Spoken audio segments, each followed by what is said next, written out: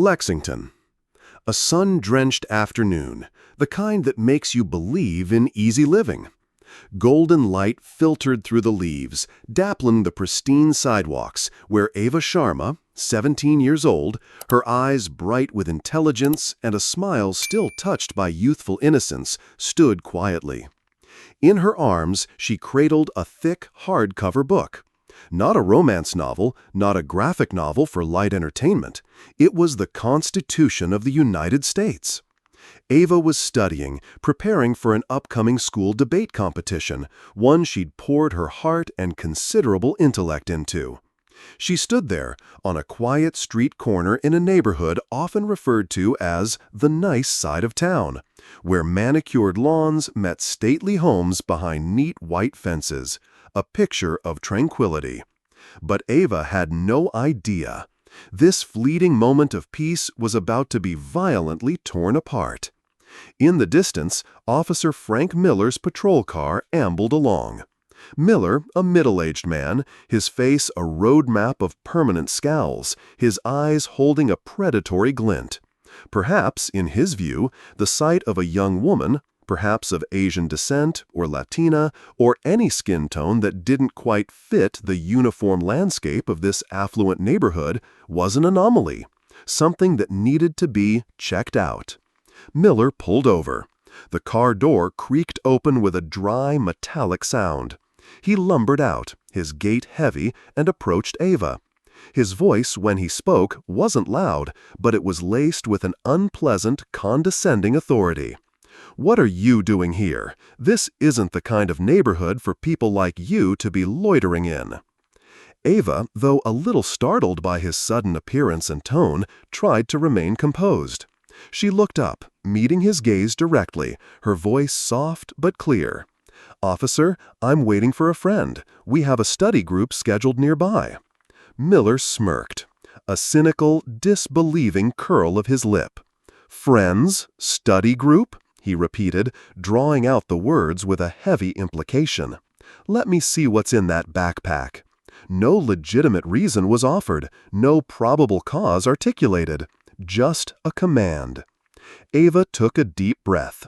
She knew her rights. Her father, a respected law professor, had drilled them into her. But she also knew, sometimes, compliance could be the path of least resistance. She slowly placed her canvas backpack on the sidewalk, carefully unzipping each compartment. Textbooks, pens, a few note cards.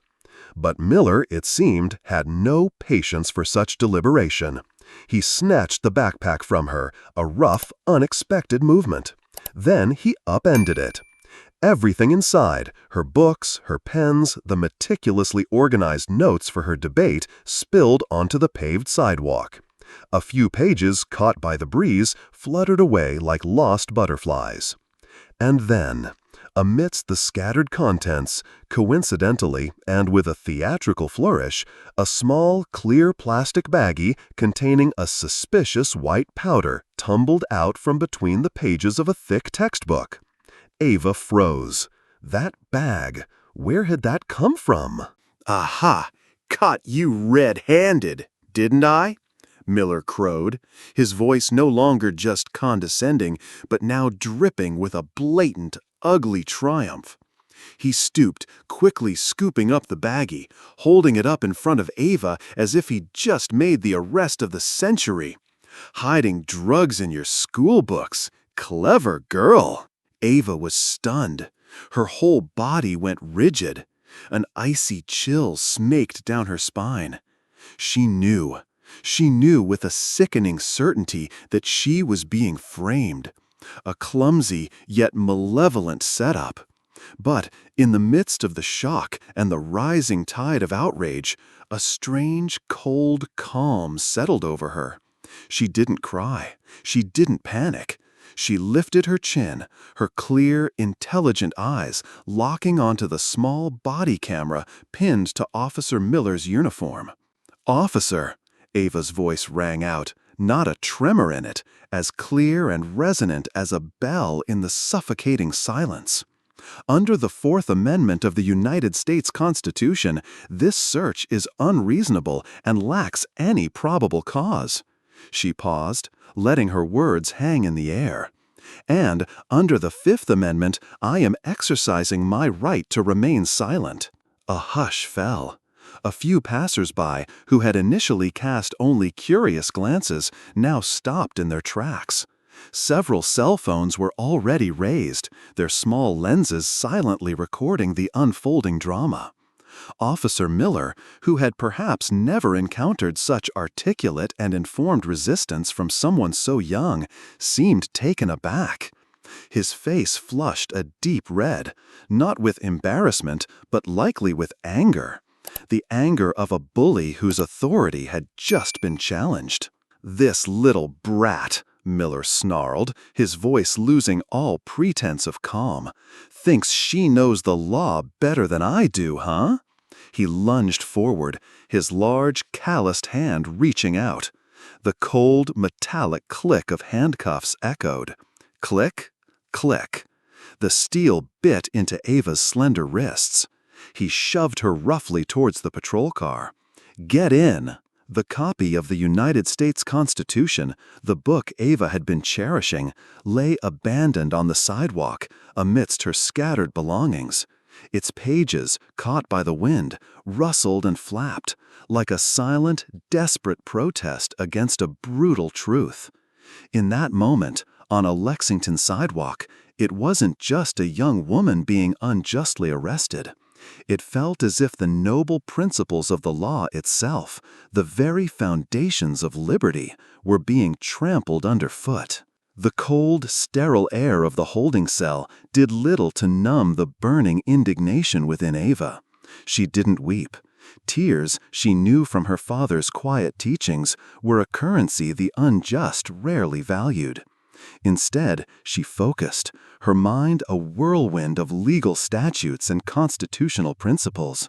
She replayed the encounter with Officer Miller, dissecting every word, every action, searching for the legal leverage she knew was there. She remembered her father, Dr. Ben Sharma, a man whose quiet demeanor belied a fierce intellect and an unshakable belief in the power of the law to protect the innocent. He had been more than a father. He had been her first and most profound teacher. Vivid memories flooded her mind. Evenings spent in his book-lined study, the scent of old paper and Earl Grey tea in the air as they debated landmark Supreme Court cases. His voice, calm and resonant, explaining the nuances of due process, the sanctity of the Fourth Amendment. "The Constitution isn't just a document, Ava," he'd often say, his eyes crinkling at the corners. "It's a shield, and knowledge of it, true knowledge, is the strongest armor you can wear against injustice." He'd been a champion for civil rights, a voice for the voiceless, his academic work often challenging the very systems that now sought to crush his daughter. His death a few years prior, attributed to a sudden, aggressive illness, had left a void in her life that ached with a dull, constant pain. But it had also ignited a fire within her, a resolve to carry his torch. The clank of the cell door opening startled her.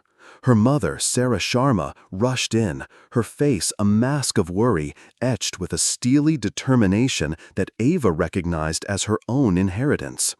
Sarah, a community organizer with a reputation for being a relentless advocate for social justice, enveloped Ava in a tight hug. There were no recriminations, no panicked questions, just the silent, unwavering support of a mother who understood the battlefield her daughter had just been thrust into. "They set you up, baby," Sarah said, her voice low and firm, as she pulled back to look into Ava's eyes. "I saw the video online. It's already spreading. That officer, Miller, he planted that." Ava nodded, a lump forming in her throat despite her resolve. "I know, Mom. He was waiting for me, I think. Or someone like me." Back in the familiar comfort of their home, a sanctuary filled with her father's books and her mother's vibrant activism, the fight truly began. Sarah, with her network of contacts, immediately reached out to a few trusted legal advisors. Ava, meanwhile, sat at her father's old mahogany desk, his presence almost palpable in the room. She pulled out her own copy of the Constitution, its pages worn gnarled from countless hours of study, and began to meticulously document every detail of the arrest, every violation of her rights. "He never stated a reasonable suspicion for the stop, Mom," Ava recounted, her voice gaining strength as she articulated the legal failings. "He demanded to search my bag without probable cause. The discovery of that package was a theatrical performance. And he cuffed me before even attempting to verify anything, before I'd uttered a single word that could be construed as resistant." Sarah listened intently, her own legal knowledge, honed through years of community activism, supplementing Ava's sharp analysis. "The charge, Ava, what did they officially book you with?" "Possession with intent to distribute. Can you believe it? Based on that tiny, planted baggie. It's absurd." A bitter laugh escaped Ava's lips. "They're trying to make an example out of me, or silence me, or both." "Your father always said," Sarah murmured, her gaze drifting to a framed photo of Dr. Sharma on the bookshelf, his eyes full of warmth and wisdom, "that the greatest weapon against a lie is the unvarnished truth, relentlessly pursued. And the law, when wielded correctly, is the sharpest tool to unearth it." That night, sleep was a distant stranger. Ava lay in bed, her father's words echoing in her mind. She wasn't just fighting for her own reputation, for her own future. She was fighting for the principles he had dedicated his life to. She was fighting for every other young person who had been, or could be, targeted by a system that too often saw their skin color, their background, or their mere presence in the wrong neighborhood as a precursor to guilt. The weight of that responsibility was immense, but it didn't crush her. It fueled her. The legacy of Dr. Ben Sharma was not one of passive victimhood, but of active, intelligent resistance. And Ava Sharma, his daughter, was ready to honor that legacy. One legal citation, one meticulously crafted argument at a time. The fight for justice on a Lexington sidewalk had just found its most formidable and perhaps most underestimated champion. The first order of business was evidence. Ava knew Officer Miller's official report would be a carefully constructed narrative designed to justify his actions, a tapestry woven with half-truths and outright lies. She needed to unravel it, thread by painstaking thread. Her mother, Sarah, tapped into her community network, a web of everyday people who had learned, often the hard way, the importance of watching out for one another. But it was Ava's close friend, Jamal Washington, a lanky, unassuming kid with a mind that moved at the speed of light when it came to anything digital, who struck gold first. Jamal, driven by a fierce loyalty to Ava and an equally fierce disdain for bullies in uniform, had spent the night scouring online neighborhood forums, social media feeds, and public-facing security camera registries. "Ava, check this out," he'd called, his voice crackling with excitement over a secure video link early the next morning. On his screen was grainy footage, time-stamped and geographically tagged, from a convenience store's exterior camera, situated a block away from where Ava had been arrested. The footage was far from perfect, partially obscured by a delivery truck, but it showed something crucial. It showed Officer Miller's patrol car idling near that corner for a good 10 minutes before Ava had even arrived. More damningly, a shadowy figure, matching Miller's build, could be seen briefly exiting the patrol car, walking towards the exact spot where Ava would later stand, and then quickly returning to his vehicle. There was no clear shot of him planting anything, but his presence there, his furtive movements, screamed premeditation. "He was waiting, Jamal," Ava breathed, her heart pounding. "Or he was setting something up. This wasn't random." As Ava, Sarah, and Jamal began to meticulously assemble their counter-narrative, A subtle, insidious pressure started to manifest, a chilling reminder that they weren't just battling a lone, rogue officer, but potentially a system adept at self-preservation. It began with whispers, then escalated to more overt, unsettling incidents. At Oakhaven High, where Ava had always been a model student, respected for her intellect and quiet activism, a shift occurred. Teachers who had once praised her incisive questions in class now seemed to avoid her gaze. Hallway conversations would abruptly cease when she approached. Rumors, vague but venomous, began to circulate. Whispers about her being troubled, disrespectful of authority, even hints that the drug charges might actually have some merit. It was a classic smear campaign designed to isolate her, to erode her credibility before she even had a chance to formally defend herself. Ava tried to ignore it, to focus on her case, but the insidious nature of the gossip stung. "They're trying to paint me as the problem, Mom," she confided one evening, the strain evident in her voice. "As if knowing my rights, as if demanding to be treated with basic human dignity, makes me the aggressor?" Sarah, a veteran of many community battles, recognized the tactics all too well. "That's how they operate, baby," she said, her arm protectively around Ava's shoulders. "They can't win on facts, so they attack character. They try to make you doubt yourself, to make others doubt you. Don't let them." But the pressure wasn't confined to Ava's school life. Sarah, who worked tirelessly as the director of a small, grassroots nonprofit advocating for housing rights in Lexington's underserved communities, started facing inexplicable obstacles in her own work. Long-standing funding sources suddenly dried up, citing budgetary reevaluations. City permits for community events, usually a straightforward process, became mired in bureaucratic red tape. Anonymous, harassing calls began to plague their home phone line, filled with racial slurs and vague threats, always hanging up before anything concrete could be traced. The most terrifying incident came late one night. A loud crash jolted them from their sleep. Rushing downstairs, they found the front window of their modest home shattered, a rock lying amidst the glittering shards of glass on the living room floor. Wrapped around the rock was a crudely scrawled note, the words stark and menacing in the dim streetlight filtering through the broken pane. "Mind your own business. Drop it, or else."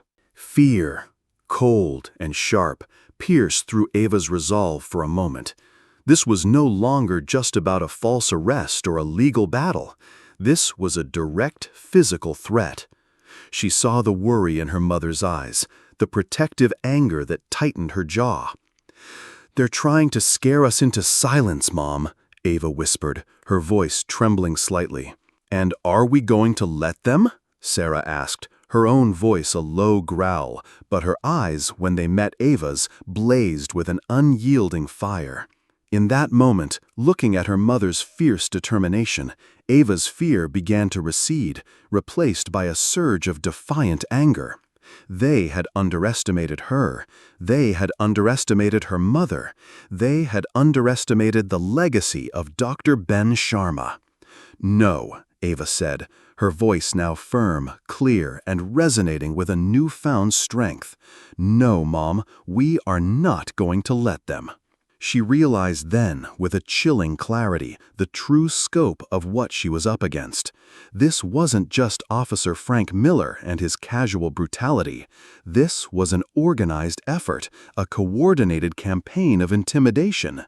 Someone or some group with significant influence was pulling the strings, desperate to keep their secrets buried, desperate to silence anyone who dared to dig too close to the truth.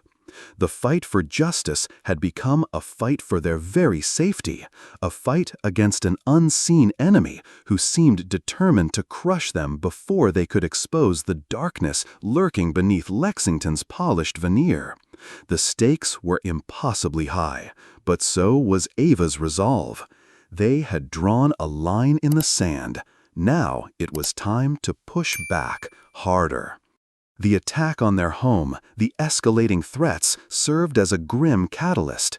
Ava Sharma, leveraging every contact she'd cultivated over years of community activism, knew they couldn't fight this alone.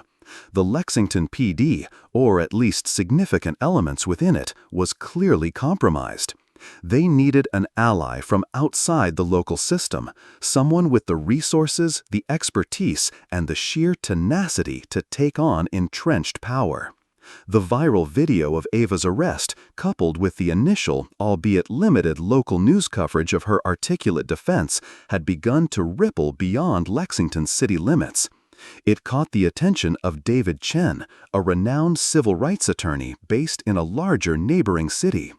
Chen had built a formidable reputation tackling complex cases of police misconduct and systemic injustice across the state. He was known for his meticulous preparation, his sharp courtroom presence, and his unwavering commitment to those whose rights had been violated. His office was a small, independent firm, but his impact was anything but. One afternoon, an unexpected call came through. It was David Chen himself. He'd seen the footage of Ava, read the nascent reports, and something about the young woman's composure, her precise invocation of her constitutional rights in the face of such blatant aggression, had struck a chord. He saw not just a victim, but a fighter, a young mind already steeped in the very principles he dedicated his life to defending. His office was a small, independent firm, but his impact was anything but. One afternoon, an unexpected call came through. It was David Chen himself. He'd seen the footage of Ava, read the nascent reports, and something about the young woman's composure, her precise invocation of her constitutional rights in the face of such blatant aggression, had struck a chord. He saw not just a victim, but a fighter, a young mind already steeped in the very principles he'd dedicated his life to defending. Miss Sharma, Ava. Chen's voice was calm, measured, but carried an undercurrent of focused intensity. I've been following your situation. What happened to you was an outrage, a clear and egregious violation. And your response, Ava, your knowledge of the law under that kind of pressure, frankly, it's extraordinary. Ava, initially taken aback by the call from such a prominent figure, found herself speaking to him with an openness and clarity she hadn't realized she possessed. She laid out the details of the arrest, the planted evidence, the subsequent harassment, and the disturbing patterns they were uncovering regarding Officer Miller.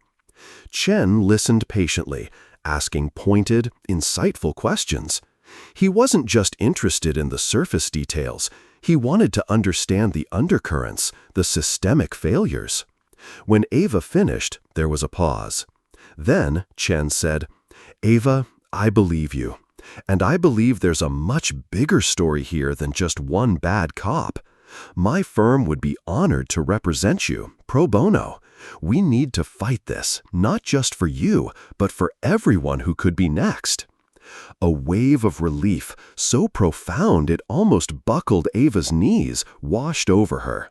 For the first time since that horrific afternoon, she felt a flicker of genuine hope. They weren't alone anymore. They had an ally, a powerful one, someone who understood the treacherous terrain of legal battles against a fortified system. With David Chen and his small, dedicated team, Hoon, on their side, the investigation gained a new momentum. They had access to legal databases, forensic experts, and a network of investigators who knew how to navigate the often obfuscating bureaucracy of law enforcement agencies. Chen's paralegals began a deep dive into Officer Miller's entire service record, filing Freedom of Information Act requests, meticulously cross-referencing every complaint, every commendation, every internal review. Jamal, now working in tandem with Chen's tech-savvy intern, was able to employ more sophisticated methods to analyze the Lexington PD's digital infrastructure, searching for those elusive glitches and malfunctions that seemed to plague their body camera systems with such convenient regularity. But Chen also brought a sobering dose of reality. "Ava, Sarah," he said during one of their strategy sessions, his gaze direct and unwavering. "You need to understand, this won't be easy. The system is designed to protect itself. They will fight us every step of the way. They will try to discredit you, to wear you down, to bury us in paperwork and delays. This is a marathon, not a sprint, and it will require every ounce of your courage and resilience." Ava met his gaze, her own eyes reflecting a quiet, steely determination.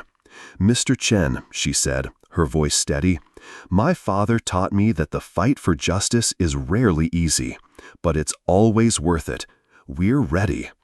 The battle lines were now clearly drawn, and for the first time, Ava felt they had a fighting chance, not just to clear her name, but to perhaps, just perhaps, force a crack in the wall of impunity that had protected Lexington's corrupt elements for far too long. David Chen's team, now armed with a clearer understanding of the Lexington PD's internal landscape, began to cast a wider net, looking for other potential cracks in the blue wall of silence. They knew that systems as rotten as the one they suspected in Lexington often left a trail of disillusioned or compromised individuals in their wake. Jamal, under Chen's guidance, started by meticulously analyzing the Lexington PD's digital footprint, specifically focusing on patterns of data access and deletion within the body-worn camera and evidence management systems. His digital sleuthing uncovered a recurring anomaly. Specific high-level administrator accounts, including the FRY admin account they'd previously flagged, were repeatedly accessing and altering files related to sensitive internal affairs investigations, often just hours before those files were officially logged as corrupted or incomplete. The digital breadcrumbs were faint, deliberately obscured, but they pointed towards a coordinated effort to manipulate evidence. The most significant breakthrough, however, came not from a sophisticated algorithm, but from an old-fashioned human source. Chen's lead investigator, a retired detective named Maria Rodriguez with an uncanny ability to get people to talk, started quietly reaching out to former Lexington PD employees, officers who had left the force under less than amicable circumstances, civilian staff who had seen too much and been paid too little to keep quiet forever. After several dead ends, Maria struck a nerve. She managed to track down a former IT technician for the Lexington PD, a man named Kevin Mercer, who had resigned abruptly a couple of years back, citing personal reasons. Mercer was initially terrified, his hands shaking as Maria gently broached the subject of data irregularities within the department. He'd seen things, he admitted, things that had kept him up at night. He spoke of a shadow IT protocol, an unwritten rulebook for handling sensitive digital evidence. "It wasn't about fixing glitches," Miss Rodriguez finally confessed, his voice barely above a whisper during a clandestine meeting in a noisy diner far from Lexington. "It was about creating them, or making sure the right glitches happened at the right time." He described being pressured, subtly at first, then more overtly, by superiors, including a name that made Ava and Chen exchange a significant look: Chief Inspector Davis, to prioritize certain data integrity checks while conveniently deprioritizing others, especially when it came to body camera footage from a select group of officers. Mercer recounted one specific incident that had haunted him. He'd been ordered to perform maintenance on a server that housed body cam footage from a particularly brutal arrest involving Officer Miller. The maintenance had mysteriously resulted in the complete and irretrievable loss of that specific footage. When he questioned the directive, he was met with a cold stare from Chief Inspector Davis and a veiled threat about the precariousness of his job security and the well-being of his young family. Mercer, fearing for his livelihood and safety, had eventually quit, carrying the burden of his silence like a physical weight. He couldn't provide hard physical evidence. He'd been too scared to take anything with him. But his testimony, if he could be convinced to give it officially, would be explosive. It provided a direct link between the technical malfunctions and a high-ranking official, Chief Inspector Davis, suggesting a deliberate, orchestrated campaign to suppress and destroy evidence that was unfavorable to certain officers or protected interests. The picture was becoming clearer and far more sinister. Ava's arrest wasn't just an isolated incident of a bad cop planting drugs. It was potentially a symptom of a much deeper, more systemic corruption, a cancer that had metastasized within the Lexington Police Department, orchestrated or at least condoned by those at the very top. The fight was no longer just about Officer Miller. It was about dismantling a culture of impunity that had allowed men like him and men like Chief Inspector Davis to operate above the law for far too long. The cracks were appearing, and with Kevin Mercer's reluctant but crucial testimony, David Chen and Ava Sharma now had a chisel to widen them. The preliminary hearing, a typically mundane affair in the grand machinery of the justice system, was an entirely different beast with Ava Sharma at its center. David Chen, recognizing the extraordinary intellect and composure of his young client, made a bold, unconventional strategic decision. With Ava's full agreement, he informed the court that while he would remain her lead counsel, Ava herself would present a portion of the opening arguments and conduct a limited cross-examination of Officer Miller. This wasn't just a legal tactic, it was a statement. The courtroom buzzed with a low murmur of surprise and skepticism as Ava, all of 17 years, but carrying the gravitas of someone far older, approached the podium. District Attorney Thompson, a seasoned, often cynical prosecutor known for his aggressive courtroom style, watched her with a dismissive smirk, clearly underestimating the young woman before him. He likely saw her as a prop, a sympathetic face for Chen to parade before the judge. He was about to be sorely mistaken. Ava began, her voice, though soft, resonated with a clarity and conviction that immediately silenced the room. She didn't resort to emotional appeals or theatrical rhetoric. Instead, she laid out the facts of her arrest with a lawyerly precision, citing specific statutes, departmental regulations, and constitutional amendments that Officer Miller had demonstrably violated. "Your Honor," she addressed Judge Henderson, a jurist known for her sharp mind and no-nonsense demeanor, "the Commonwealth will attempt to portray me as a delinquent, a criminal caught in the act. But the evidence, or rather the lack of credible evidence, and the abundance of procedural violations, will paint a very different picture.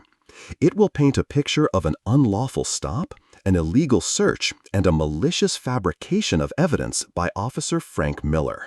When Officer Miller was called to the stand, his demeanor was a study in forced confidence.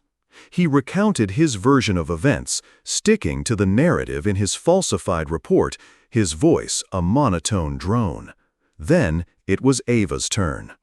She approached him not with the hesitancy of a teenager, but with the focused intensity of a seasoned litigator.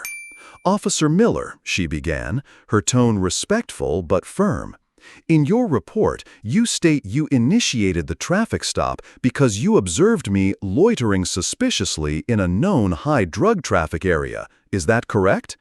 Miller shifted uncomfortably. "Yes, that's correct."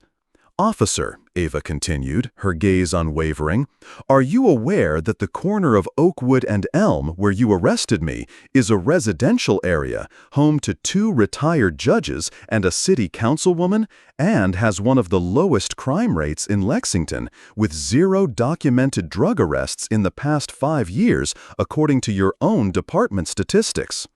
A ripple of surprise went through the courtroom. Thompson objected, "Relevance, Your Honor." But Judge Henderson, her interest clearly piqued, overruled him. "The witness will answer." Miller stammered, "Well, perceptions can vary." Ava pressed on, dismantling his report piece by piece. She questioned him about the inconsistencies in his timeline, the lack of any dashcam footage corroborating his initial claims, the convenient malfunction of his body camera during the crucial moments of the search. With each question, Miller's composure began to fray, his answers becoming more evasive, his face flushing a deeper shade of red. He was used to being the one in control, the one asking the questions. He was not prepared for this. District Attorney Thompson repeatedly objected, his voice growing louder, more agitated, accusing Ava and Chen of turning this hearing into a circus, of harassing a dedicated public servant. But Judge Henderson, a shrewd observer of courtroom dynamics, allowed Ava considerable latitude, clearly intrigued by the young woman's command of the law and her unshakable demeanor. The local news reporters scribbled furiously in their notebooks. The image of this young woman, so articulate and fearless, meticulously deconstructing the testimony of a veteran police officer, was a powerful one. Ava wasn't just defending herself. She was putting the system itself on trial, challenging its ingrained biases and its often unquestioned authority. By the time the hearing was adjourned for the day, the narrative had begun to shift. Ava Sharma was no longer just a teenage defendant. She was a voice, a formidable one, demanding to be heard. And Lexington, whether it was ready or not, was starting to listen. The impact of Ava's performance at the preliminary hearing rippled through the stoic corridors of the Lexington Police Department far faster than anyone in power had anticipated. Most officers hunkered down, adhering to the unofficial code of silence. But not all. Within the ranks, there were younger officers, those not yet entirely jaded or co-opted by the department's more corrosive elements, who had watched the viral video of Ava's arrest with a growing sense of unease, and her courtroom debut with a mixture of awe and dawning shame for their institution. One such officer was a patrolman named Ben Carter, no relation to the Ray Carter from a previous version, but sharing a similar, albeit nascent, moral compass. He was relatively new to the force, still idealistic enough to believe in the oath he'd taken, but experienced enough to have witnessed the quiet, insidious ways justice could be subverted from within. He'd seen Miller's swagger, heard the locker room jokes about teaching suspects a lesson, and had always felt a knot of discomfort. Ava's case and her articulate defiance had amplified that discomfort into a genuine crisis of conscience. Driven by a gnawing sense of duty that outweighed his fear of reprisal, Officer Carter made an anonymous call to David Chen's office. He used a burner phone, his voice disguised, but the information he provided was pure gold. "You need to look deeper into Chief Inspector Davis," Carter's muffled voice said, cutting straight to the chase. "He's Miller's rabbi, his protector. Miller and a few others, they're Davis's go-to guys for sensitive situations, for making problems disappear. They operate like a crew, almost untouchable." Carter went on to describe a clandestine brotherhood within the department, a tight-knit group of officers loyal to Davis who engaged in a pattern of harassment, intimidation, and evidence tampering, particularly in cases involving individuals who challenged their authority or threatened powerful interests in Lexington. They had a system, Carter explained, for losing body cam footage, for misplacing critical files, for coordinating their reports to create an unassailable, albeit false, narrative. Most chillingly, Carter revealed that he'd overheard hushed conversations in the precinct, whispers linking Chief Inspector Davis to certain influential city officials and developers who had recently become the target of community protests that Sarah Sharma, Ava's mother, had been instrumental in organizing. These protests centered around a controversial land development deal, one rife with allegations of corruption and displacement of long-term residents.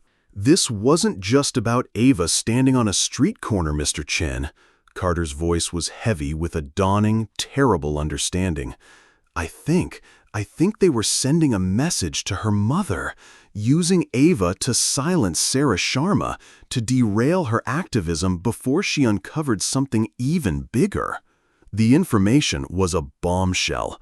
It transformed Ava's case from an isolated incident of police brutality and a malicious setup into something far more complex and dangerous, a potential conspiracy involving high-ranking police officials and powerful city figures aimed at suppressing dissent and protecting illicit interests. David Chen, Ava, and Sarah listened to the recording of Carter's call in stunned silence. The pieces were now falling into a much larger, more sinister puzzle.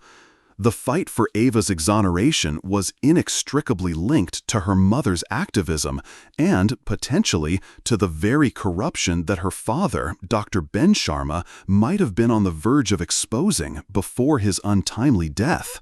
The stakes had just been raised exponentially. They weren't just fighting for one girl's freedom anymore. They were fighting against a deeply entrenched network that would stop at nothing to protect its secrets. And the shadows in Lexington, they now realized, ran much deeper and were far more dangerous than they had ever dared to imagine. The anonymous officer's chilling revelations about Chief Inspector Davis and the potential connection to her mother's activism sent Ava on a desperate, almost obsessive search through her father's old research. Dr. Ben Sharma had been a meticulous man, his home office a labyrinth of academic papers, legal briefs, and an intricate system of cross-referenced notes. Ava had spent countless hours there as a child, absorbing the quiet hum of his intellect, but she'd never truly delved into the specifics of his later, more confidential work, the work he'd been consumed by in the months leading up to his death. Driven by a new, urgent understanding, Ava began to sift through boxes of files that had remained largely untouched since his passing.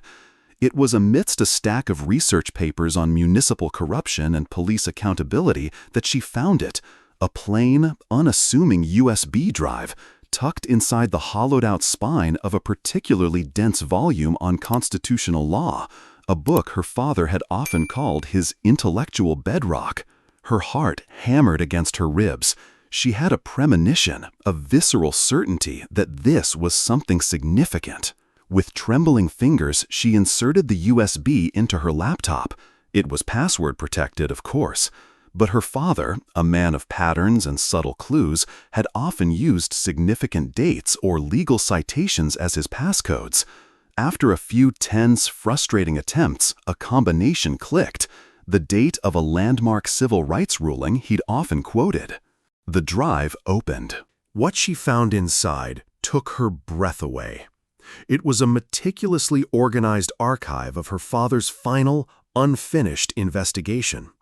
There were encrypted emails, covertly recorded audio snippets of conversations with unnamed informants, financial records tracing suspicious money flows, and detailed notes outlining a sprawling network of corruption that seemed to implicate not only Chief Inspector Davis and his crew within the Lexington PD, but also several prominent city officials and developers connected to the very land deal Ava Sharma was currently protesting. Dr. Sharma, it became terrifyingly clear, hadn't just been researching academic theories of corruption. He had been actively investigating a real live criminal enterprise operating under the veneer of civic respectability. He had been connecting the dots, tracing the lines of influence, getting dangerously close to exposing the entire rotten edifice. And then Ava found the file that made her blood run cold. It was a partially drafted report dated just days before his accident. In it, Dr. Sharma detailed a series of threats he had received, anonymous warnings to back off his investigation. He'd even documented a near-miss incident where his car's brake lines had been tampered with. He hadn't told anyone, not even Sarah, likely not wanting to alarm them. The accident, a single-car crash on a remote stretch of highway attributed to driver fatigue, suddenly took on a horrifying new significance. Had it been an accident at all? Or had her father been silenced permanently because he knew too much? Ava Sharma, when Ava showed her the contents of the USB, was initially speechless. a maelstrom of grief, anger, and dawning horror swirling in her eyes. The pieces of her husband's last months, his uncharacteristic secrecy, his periods of intense, almost feverish work, now clicked into a devastating, coherent picture. The USB drive was more than just evidence. It was her father's last testament, a roadmap into the heart of Lexington's darkness. It contained the ammunition they needed to not only clear Ava's name, but to potentially bring down the entire corrupt network her father had died trying to expose. But it also transformed Ava from an incidental target into a direct threat, the inheritor of a dangerous legacy. The stakes were no longer just about her freedom. They were about truth, about her father's memory, and about a battle that had, unbeknownst to her, begun long before that fateful afternoon on a Lexington sidewalk. The weight of her father's unfinished fight now rested squarely on her young shoulders. The discovery of Dr. Sharma's USB drive, his silent, posthumous testimony, was a game-changer. David Chen, after meticulously reviewing its contents with Ava and Sarah, recognized its explosive potential. This was no longer just about defending Ava against a trumped-up drug charge. This was about exposing a deeply entrenched criminal conspiracy that reached into the highest echelons of Lexington's power structure. But they had to be strategic. Releasing all the information at once could backfire, allowing their opponents to muddy the waters, discredit the source, or even retaliate with lethal force. Chen, a master tactician in the courtroom and in the court of public opinion, devised a multi-pronged approach. He decided to leak carefully selected, verifiable pieces of information from the USB drive, those that could be independently corroborated without immediately revealing the full extent of Dr. Sharma's investigation or compromising ongoing legal strategies. To a trusted, small group of independent investigative journalists known for their tenacity and their commitment to uncovering systemic corruption. These weren't the mainstream media outlets, easily swayed by official narratives, but digital native muckrakers with a national reach and a hunger for the truth. Simultaneously, Chen's team began to craft a compelling narrative for a broader public audience, focusing on Ava's personal story, her courage, and the clear evidence of the frame-up, while subtly hinting at the larger forces at play. They utilized social media, creating short, powerful videos, infographics, and personal testimonies from Ava and Sarah. They knew that in the age of information overload, a clear, emotionally resonant story could cut through the noise far more effectively than a dry legal brief. The first wave of articles and social media posts hit like a coordinated strike. The hashtag #LexingtonCorruption, initially a local concern, began to trend nationally, quickly followed by #StandWithAva. The convenient store footage of Officer Miller's suspicious behavior, the inconsistencies in his report, Ava's articulate defense at the preliminary hearing, all were presented in a clear, compelling package. Then came the first carefully curated leaks from Dr. Sharma's USB. Anonymized financial records showing unusual payments to shell corporations linked to city officials involved in the controversial land deal, and heavily redacted transcripts of conversations hinting at collusion and cover-ups. The public response was a tidal wave of outrage. People across the country, already weary of stories of police misconduct and official corruption, saw in Ava's case a reflection of their own frustrations, their own fears. Local protests in Lexington, initially small gatherings of community activists, swelled into a diverse, passionate movement. Candlelight vigils were held outside City Hall. Students organized walkouts. Ordinary citizens, armed with smartphones and a shared sense of indignation, began documenting every interaction they had with Lexington PD, creating an unprecedented level of citizen oversight. The pressure on Lexington officials became unbearable. The mayor, who had initially dismissed Ava's case as an isolated incident, was forced to issue a public statement promising a thorough review. Chief Inspector Davis, whose name was now being whispered in connection with the leaked documents, went uncharacteristically silent, refusing all media requests. The federal authorities, who had been quietly monitoring the situation, could no longer ignore the deafening public outcry and the mounting evidence. The Department of Justice announced the formation of a special task force to investigate allegations of systemic corruption and civil rights violations within the Lexington Police Department and other city agencies. Officer Miller, once a swaggering bully protected by a wall of blue silence, now found himself increasingly isolated. The leaked information, particularly the hints of a much larger conspiracy, made him a liability. Whispers of him being a fall guy began to circulate within the department. Under the intense scrutiny, and perhaps sensing the shifting tides, Miller showed the first signs of cracking, his lawyer reportedly reaching out to federal investigators to explore the possibility of a plea deal in exchange for cooperation. The dominoes were beginning to fall, and the sound was echoing far beyond the confines of Lexington. The fight Ava had started on a lonely sidewalk was now a national conflagration. The trial of Officer Frank Miller, and by extension, the system that had enabled him, became a national spectacle. Courtroom number 4 in the Lexington County Courthouse, usually reserved for mundane civil disputes, was packed to the rafters. Reporters from across the country jostled for space, their cameras and microphones a testament to the story's reach. Outside, a diverse crowd of supporters, carrying signs emblazoned with #StandWithAva and #LexingtonCorruption, maintained a constant, peaceful vigil, their presence a silent, powerful pressure on the proceedings within. Ava Sharma, though the central figure, was not called to testify in this particular trial, as the prosecution, now bolstered by federal oversight and Miller's wavering resolve, focused on the direct evidence of the frame-up and Miller's pattern of misconduct. David Chen, however, ensured Ava's presence was felt. He frequently consulted with her, her sharp legal mind and intimate knowledge of her father's research proving invaluable in shaping their strategy.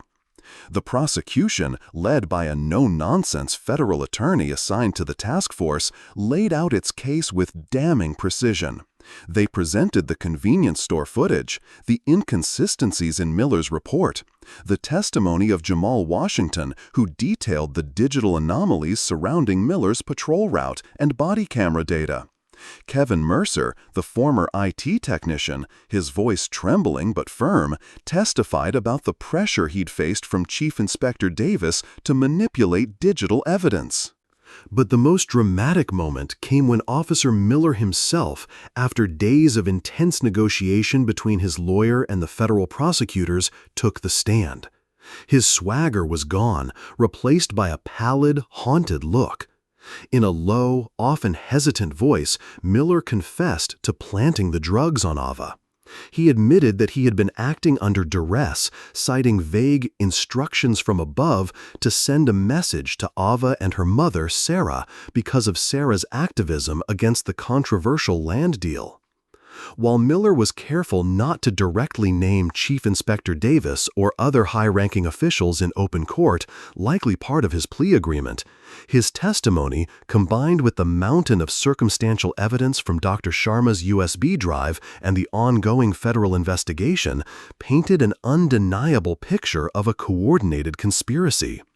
He described a culture within certain circles of the Lexington PD where fabricating evidence, intimidating witnesses, and covering up misconduct were not just tolerated, but sometimes encouraged, especially when it served the interests of powerful individuals.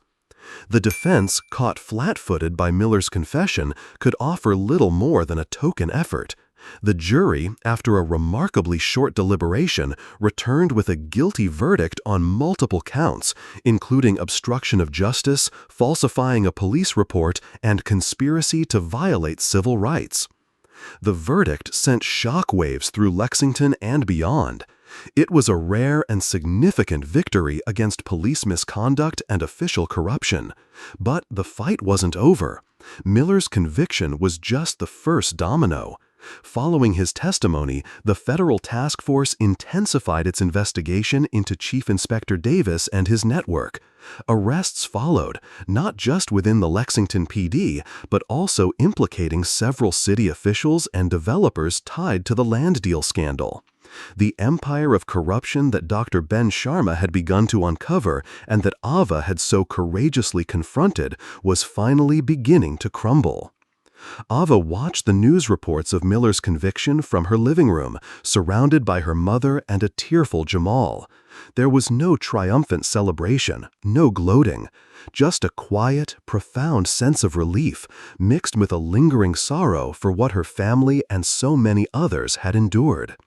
Later that evening, standing before the packed courtroom as a victim impact statement was read on her behalf, as she chose not to speak publicly at that moment, allowing the legal process to run its course for the other indictments, her words, penned with a wisdom beyond her years, resonated with a quiet power.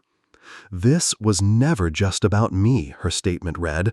"It was about the countless others whose voices have been silenced, whose rights have been trampled, whose faith in justice has been shattered.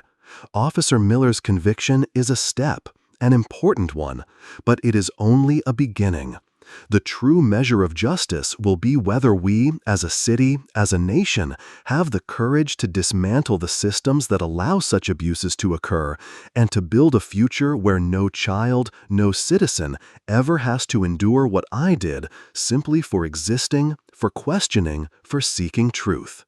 The fight for Lexington's soul was far from over, but a critical battle had been won, and Ava Sharma, the girl who knew the Constitution, had shown them all the way.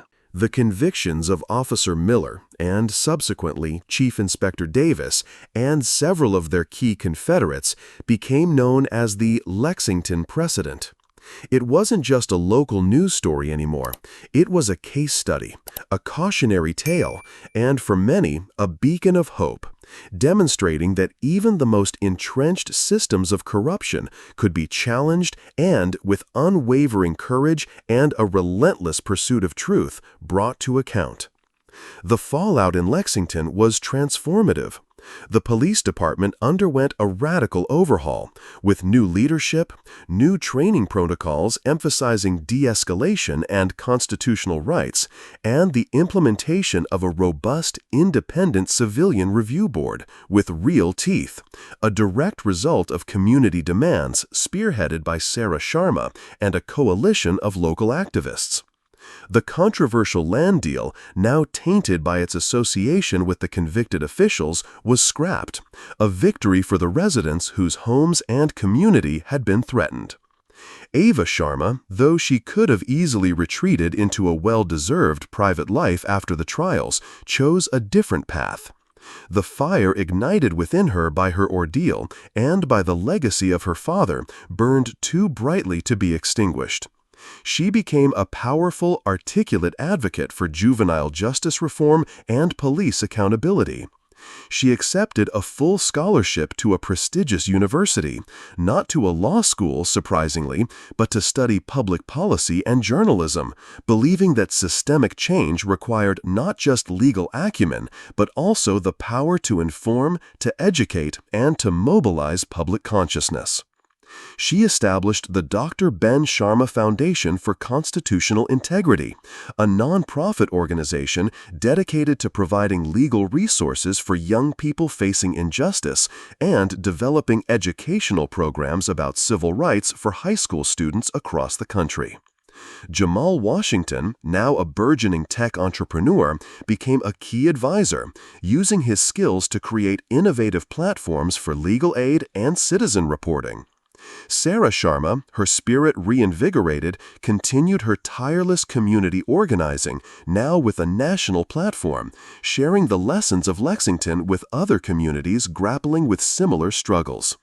The story didn't end with the courtroom victories. It lived on in the changed landscape of Lexington, in the heightened awareness of its citizens, in the new generation of young people inspired by Ava, who were learning to find their own voices, to question authority, and to demand accountability. David Chen's team, now armed with a clearer understanding of the Lexington PD's internal landscape, began to cast a wider net, looking for other potential cracks in the blue wall of silence. They knew that systems as rotten as the one they suspected in Lexington often left a trail of disillusioned or compromised individuals in their wake. Jamal, under Chen's guidance, started by meticulously analyzing the Lexington PD's digital footprint, specifically focusing on patterns of data access and deletion within the body-worn camera and evidence management systems. His digital sleuthing uncovered a recurring anomaly. Specific high-level administrator accounts, including the FRY admin account they'd previously flagged, were repeatedly accessing and altering files related to sensitive internal affairs investigations, often just hours before those files were officially logged as corrupted or incomplete. The digital breadcrumbs were faint, deliberately obscured, but they pointed towards a coordinated effort to manipulate evidence. The most significant breakthrough, however, came not from a sophisticated algorithm, but from an old-fashioned human source.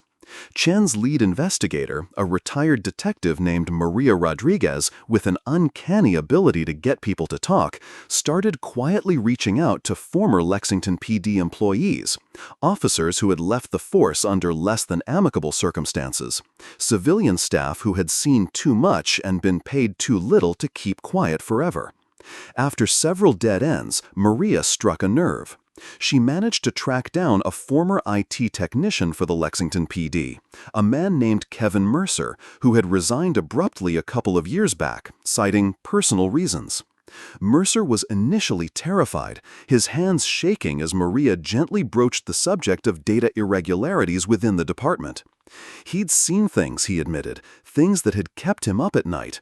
He spoke of a shadow IT protocol, an unwritten rulebook for handling sensitive digital evidence.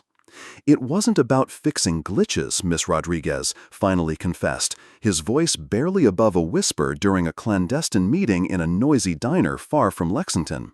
It was about creating them, or making sure the right glitches happened at the right time. He described being pressured, subtly at first, then more overtly, by superiors, including a name that made Ava and Chen exchange a significant look, Chief Inspector Davis, to prioritize certain data integrity checks while conveniently deprioritizing others, especially when it came to body camera footage from a select group of officers. Mercer recounted one specific incident that had haunted him. He'd been ordered to perform maintenance on a server that housed body cam footage from a particularly brutal arrest involving Officer Miller. The maintenance had mysteriously resulted in the complete and irretrievable loss of that specific footage. When he questioned the directive, he was met with a cold stare from Chief Inspector Davis and a veiled threat about the precariousness of his job security and the well-being of his young family. Mercer, fearing for his livelihood and safety, had eventually quit, carrying the burden of his silence like a physical weight. We saw how the seeds of injustice, if left unchecked, can fester into systemic corruption. But we also saw how the seeds of truth, when nurtured by bravery and amplified by a united community, can bloom into transformative action. Lexington learned that lesson the hard way, but it learned it well. And Ava? Well, Ava taught them. If her story, if their fight has moved you, if it's sparked something within you, then don't let that spark die. The fight for a more just world, for a system that truly serves and protects all its citizens, is ongoing. It needs your voice, your energy, your commitment. Think about what you've heard. Think about what you can do. And if stories like this, stories of courage, resilience, and the relentless pursuit of truth are what you want to see more of, if you believe in the power of these narratives to inspire and to ignite change, then you know what to do. Hit that subscribe button. Join our community. Because there are countless other Avas out there, countless other Lexingtons waiting for their stories to be told, waiting for their moment of reckoning. And we'll be here, bringing those stories to light. Thanks for being with us on this journey. And always remember, the most dangerous weapon isn't the one in a holster, it's the truth they tried to bury.